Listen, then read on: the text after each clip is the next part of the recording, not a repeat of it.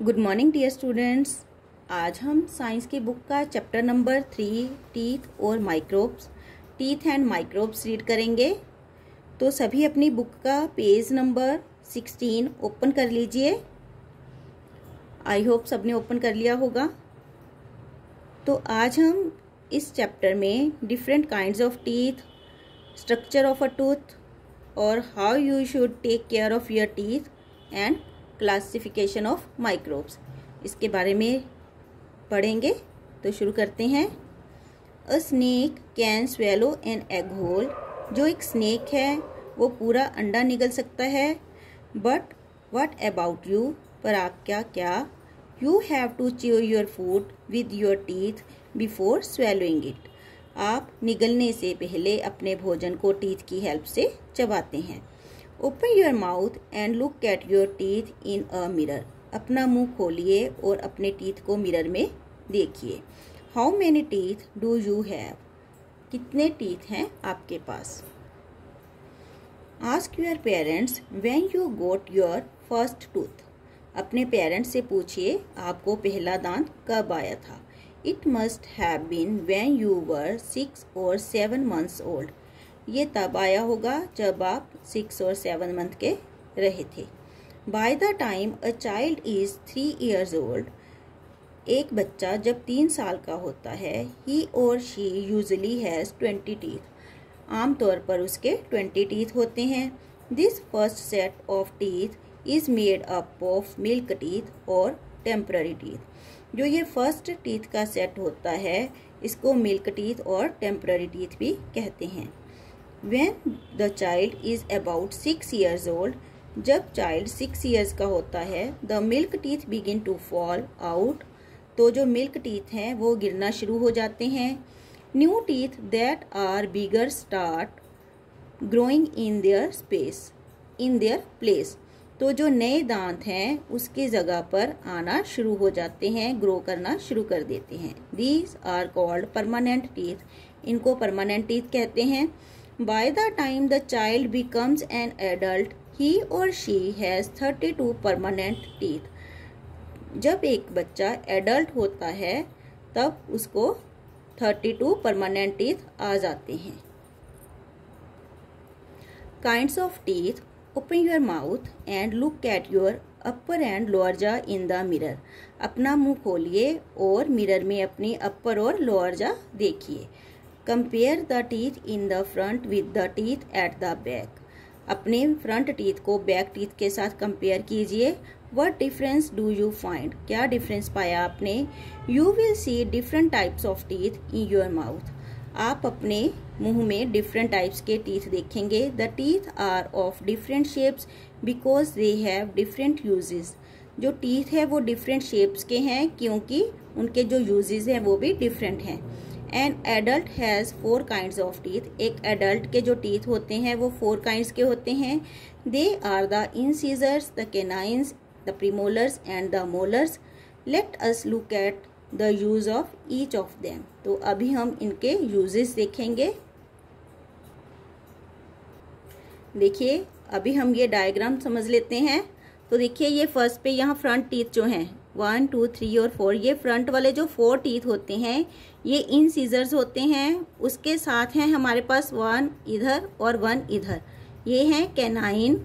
उसके बाद देखिए 1 और ये 1 और 2, इसके साथ 1 और 2, ये दो जो हैं हमारे पास इनको प्रीमोलर्स बोलते हैं। और उसके बाद हैं 1, 2 और 3 इधर और 3 इधर, 6 ऊपर हो गए और 6 नीचे हो गए, इनको हम मोलर्स बोलते हैं।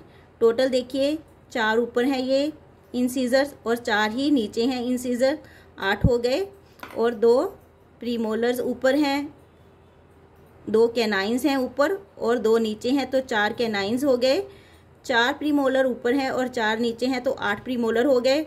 और 6 मोलर्स ऊपर हैं और 6 मोलर्स नीचे हैं तो ये 12 हो गए। और टोटल ये हमारे 32 कंप्लीट हो गए।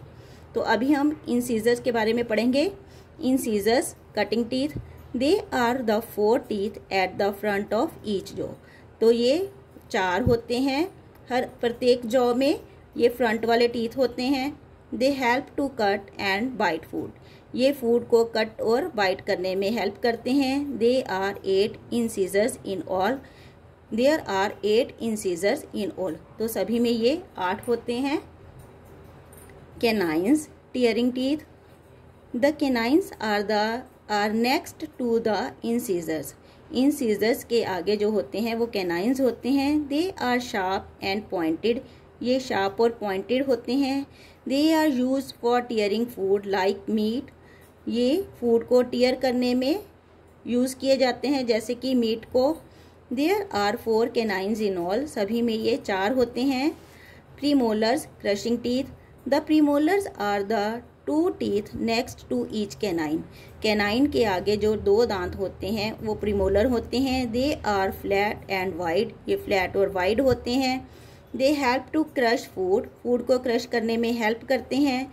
There are 8 premolars in all. तो सभी में ये 8 होते हैं। Molars, grinding teeth. The molars are the 3 teeth at the back of the mouth. जो मोलर्स हैं मुंह में हमारे पीछे वाले 3 दांत होते हैं। Next to the premolars. Premolars के आगे, प्रीमोलर्स के आगे। They are broader. ये ब्रॉड होते हैं। They help to grind food. Food को ग्राइंड करने में हेल्प करते हैं। There are 12 molars in all. सभी में ये 12 होते। Structure of a tooth. The part of the tooth that can be seen above the gum is called the crown. जो टूथ का भाग हमें गम के ऊपर दिखता है उसे हम क्राउन कहते हैं। The outer layer of the crown is made of substance called enamel.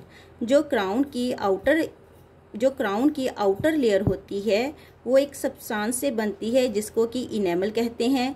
It is the hardest substance in your body. ये सबसे हार्डेस्ट सब्सटेंस होता है आपकी बॉडी में। It is very difficult to scratch the surface of this layer. तो इस layer को scratch करना बहुत ही डिफ़िकल्ट होता है। Beneath the enamel is a layer of dentine.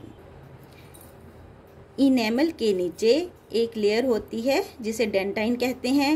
It is not as hard as enamel. ये इनेमल के जैसे हार्ड नहीं होती। अभी हम स्ट्रक्चर ऑफ टूथ, पहले ये डायग्राम समझ लेते हैं। देखिए ये जो अपर पार्ट है टूथ का, देखिए यहाँ पे लिखा हुआ है क्राउन। इसको हम क्राउन कहते हैं जो हमें दिखाई देता है। इसके बाद है देखिए ये इनेमल जिससे ये बनता है। उसके बाद है डेंटाइन। उसके नीचे देखिए पल्प, ये अंदर वाला भाग है जो हमें नहीं दिखता। उसके बाद देखिए गम है जिसके ऊपर हमारा क्राउन होता है, गम, उसको हम गम कहते हैं। और ये देखिए ये पूरी रूट है टूथ की, इसको हम रूट कहते हैं, ये अंदर होती है। उसके बाद है देखिए बोन, ये टूथ की बोन है। उसके बाद है ब्लड वेसल्स, ये टूथ की ब्लड वेसल्स हैं। The innermost portion of the tooth is called the pulp.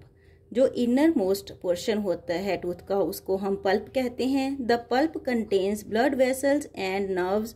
जो पल्प है वो ब्लड वेसल्स और नर्व्स को कंटेन करता है। The part of the tooth that is inside the gums is called the root. The part of tooth, जो tooth का part है दैट इज इनसाइड, जो गम के अंदर है, उसे हम रूट कहते हैं। It holds the tooth firmly in place just like the root of a plant.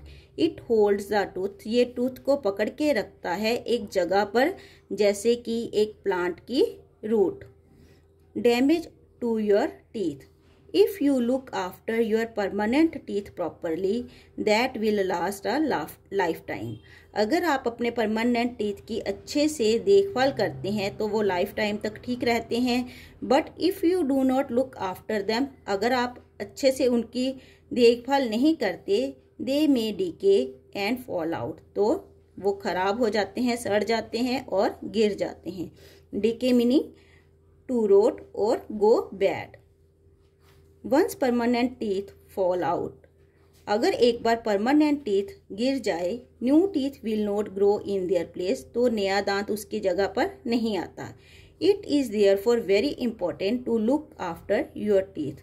तो इसीलिए ये बहुत ही इम्पोर्टेंट है अपने दांतों की देखभाल करना। When you eat, small bits of food get stuck between your teeth. जब आप कुछ भी खाते हैं तो जो फूड के छोटे छोटे दाने होते हैं या छोटे छोटे उसके पीसीज होते हैं वो आपके टीथ में फंस जाते हैं।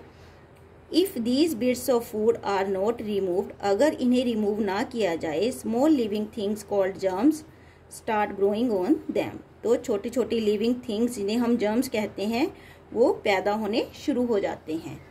तो आज हम इतना ही चैप्टर करेंगे, तो बाकी का चैप्टर हम नेक्स्ट पार्ट में करेंगे। आप भी इसको अच्छे से सुनिए और रीड कीजिए। Thank you.